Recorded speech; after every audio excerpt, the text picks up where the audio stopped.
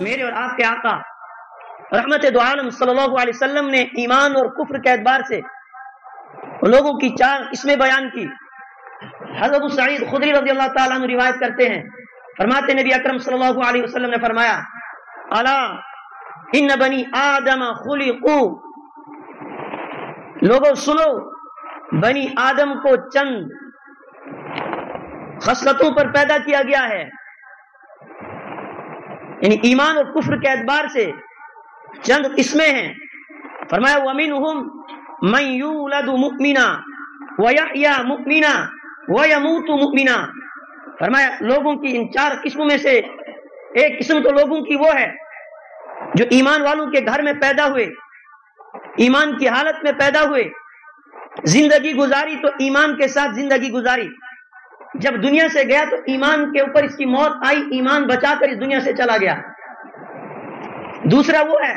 وَمِنْهُمْ مَنْ يُولَدُ كَافِرًا وَيَحْيَا كَافِرًا وَيَمُوتُ كَافِرًا، جب پیدا ہوا تو کافر تھا، زندگی بھی کفر پر گزاری، جب موت آئی تو موت بھی کفر پر اس آدمی کو آئی۔ اور تیسری قسم وَمِنْهُمْ مَنْ يُولَدُ مُؤْمِنًا وَيَحْيَا مُؤْمِنًا وَيَمُوتُ كَافِرًا، لوگوں کی تیسری قسم ہمیں پیدا ایمان والے کے گھر میں ہوا، ایمان کے ساتھ دنیا میں آیا، ایمان کے ساتھ دنیا میں زندگی گزاری، لیکن جب دنیا سے جانے کا وقت آیا تو ایمان پر موت نہیں آئی بلکہ کفر پر اس آدمی کی موت آئی۔ اور چوتھا وہ آدمی وَمِنْهُمْ مَنْ يُولَدُ كَافِرًا وَيَحْيَا كَافِرًا وَيَمُوتُ مُؤْمِنًا،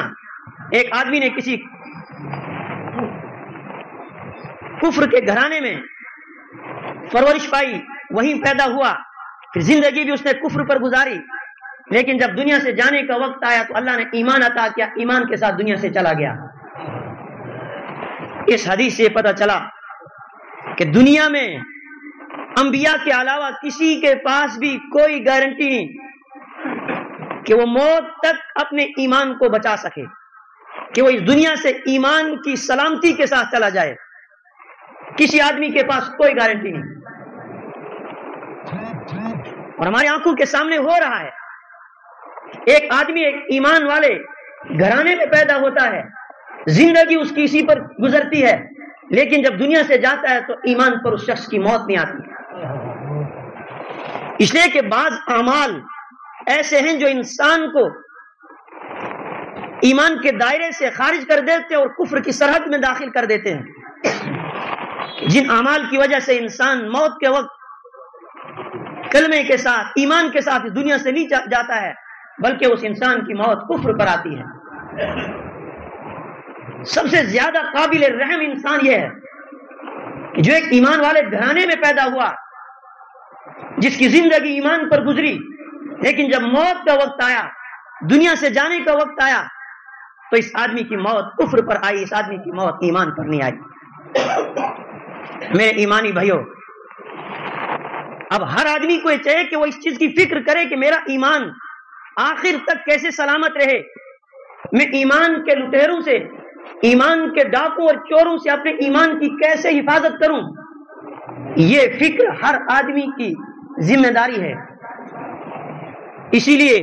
صحابہ کو آپ دیکھیں، انبیاء کو آپ دیکھیں، ایمان اور تقوی کے اعلیٰ معیار پر ہونے کے باوجود بھی وہ ایمان کی سلامتی کے لیے، ایمان پر خاتمے کے لیے کتنے فکر مند رہتے تھے کہ جب ہم دنیا سے جائے ہماری موت ایمان کی حالت میں آئے، اس کے لیے فکر مند۔ اور انبیاء کا وہ طبقہ جن کی ایمان پر استقامت اور ان کے ایمان کی سلامتی کی گارنٹی اللہ نے دی، انبیاء کا وہ طبقہ بھی مطمئن ہو کر نہیں بیٹھے بلکہ وہ بھی اپنے ایمان کی سلامتی کے لیے فکر مند تھے۔ آپ ابو الانبیاء حضرت ابراہیم علیہ السلام کی زندگی کو دیکھیں، رب العالمین کی بارگاہ میں دعا کرتے ہیں، ہاتھ اٹھاتے ہیں، وَإِذْ قَالَ إِبْرَاهِيمُ رَبِّ اجْعَلْ هَٰذَا بَلَدًا آمِنًا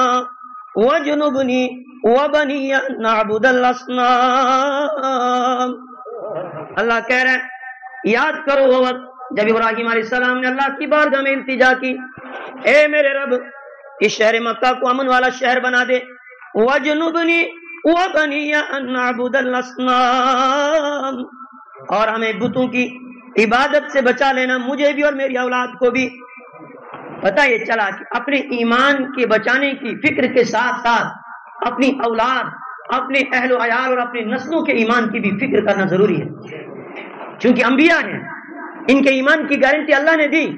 لیکن اولاد کی ایمان کی گارنٹی، اس کی سلامتی کی گارنٹی نہیں تھی۔ اس لیے اللہ سے دعا کر رہے ہیں کہ اللہ